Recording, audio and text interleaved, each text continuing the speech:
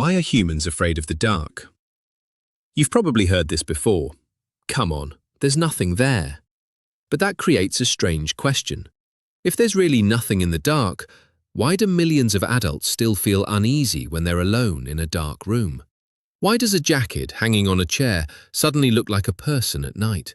And why does your brain start imagining danger the moment the lights go out? Most people think fear of the dark is just a childhood thing, something you grow out of, like monsters under the bed. But here's what's strange. Most adults no longer believe in monsters, yet many still feel uncomfortable walking through a dark house alone. The fear changed shape. It never completely disappeared. Imagine you're walking through your home during the day, relaxed, confident, not worried about anything. Now imagine the exact same house, the same walls, the same furniture, the same rooms. But it's 3 a.m. and all the lights are off. Suddenly the feeling changes, even though almost nothing around you has. That's because your brain hates uncertainty, far more than it hates danger. And that sounds impossible at first, but from your brain's perspective, an unknown threat is often worse than a known one. Thousands of years ago, darkness was very different. There were no streetlights, no flashlights, no security cameras, no glowing screens. When night arrived, humans became almost blind, and somewhere beyond the darkness could be predators or enemies or something else that could kill you. The problem wasn't that danger was always there. The problem was that you couldn't know.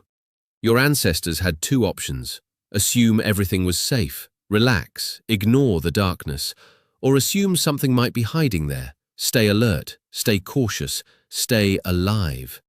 Which type of person do you think survived long enough to have children? Over thousands of generations, the human brain learned a powerful lesson. It's better to be wrong about danger than to miss it once, because one mistake could be your last. That's why strange things happen in the dark. A pile of clothes becomes a person, a shadow seems to move, the sound of a refrigerator turns into footsteps.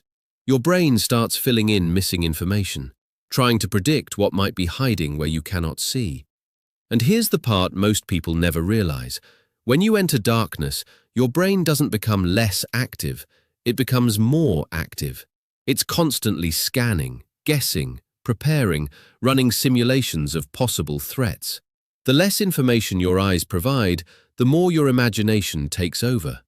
That's also why even a tiny nightlight can feel comforting, not because a small light can protect you, but because it reduces uncertainty. Your brain gets information again, and when uncertainty drops, fear often drops with it.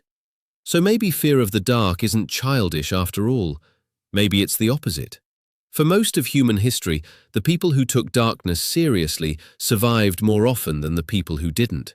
The cautious survived, the alert survived, the paranoid survived, and their brains became our brains. So the next time a dark room makes you feel uneasy, remember this: you're not reacting to darkness itself, you're reacting to something much older.